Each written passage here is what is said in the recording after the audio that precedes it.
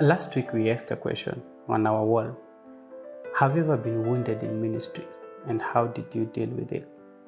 And there were so many people that have been wounded in ministry, and they don't know how to go about it. And some of them have forgiven, some of them have moved on.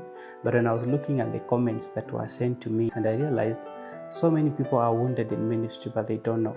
Here's what I'm going to share as an encouragement to you. Listen, you can be wounded in ministry, and it's not a strange thing. If it has not happened to you, thank God, but it will happen to you because you're in a battlefield. If you are in a battlefield and you leave the battlefield unharmed and unwounded, then it means you are really not fighting. You are hiding behind somebody, or you are relaxing somewhere. You are not where the war was. Worship is war, and music is a weapon. Therefore, you cannot expect to get unhurt when you are in ministry. Jesus was hurt with ministry. The problem is not being hurt. The problem is, how do you deal with the hurt? If you have been hurt in ministry, take time and heal. A wounded soldier is not fit for battle. I will tell you this. The pastor or some people will tell you, don't give up, press on, move on, but you're wounded. What happens is that wound will take longer to heal. So take a break off. View this as a battle. When one soldier is wounded, some of them retreat back to go and attend to him, or the medical experts are there on standby to attend to this wounded soldier. They don't allow him to continue fighting, yet he's wounded. He will bleed out. And therefore, when you're in ministry and you're wounded, sometimes you end up bleeding out, not just yourself, you bleed out to other people. You end up hurting other people in the process, knowingly or unknowingly. Therefore, take time. Ministry will not go away when you take a break. Ministry will not die when you take a break. It is okay to take a break, to heal, and to come back stronger. Because when you heal, you will come back stronger. Number 2, learn the lesson. What caused you to be hurt? If it is due to your own mistake, rectify it.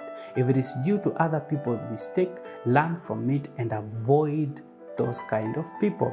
If it is through a situation or an environment, change the environment so that you actually learn and move forward. So take a break. Learn from the mistake. And number 3, draw an action plan. What you will do differently from what you did before. What are you going to do differently that will help you not to be hurt again the same way? You might be hurt again in a different way, but not the same way like the one you experienced. And number 4, this is what I did. Find people that are genuine to work with you. Find people that are genuine. And when I'm talking of genuine, I don't mean people that will hold a pity party for you. No, find people that will put you in check. Find people that will tell you the truth. Find people that will stand with you in prayer, in word.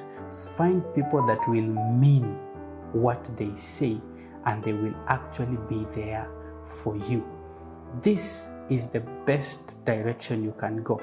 Don't be alone in the moments of hurt. You need someone to attend to your wounds. When a soldier is wounded and is hurt, they are never alone. There is a nurse, there is a doctor that is attending to their wound and keeping them on their medication on a regular basis. So find people that will keep you in check and will attend to your wound until you're back on your feet. Now, finally, this is the thing. If you are wounded in ministry and actually you have gone through the process and you are healed, forgive the people that hurt you. Don't remind them of what they did for you. Forgive them. Let them go, because God has been teaching you something. You see, the thing is, it's not about how you are wounded. It's about why you are wounded. Some of these wounds are caused by ourselves. Some of these wounds are caused by our leaders. Some of these wounds are caused by our pastors and in our churches, and they may not even know they have caused a wound in your life. Some of these wounds are brought by the enemy. And let me surprise you, some of these wounds are brought by God himself. In all this, there's one outstanding scenario. What is the lesson? It's okay, you have been wounded. You are bitter, you are angry, you have spoken, you have thrown your fists, you have done whatever you need to do. At the end of the day, what is the lesson? What has it taught you? Positive. What is one positive thing that hurt, that wound taught you? Share in the comments. Let me hear. And the Lord will bless you, because you need to learn something. If you have not learned anything from that wound, believe you me, it did not serve its purpose, and high chance it will repeat itself until you learn the lesson.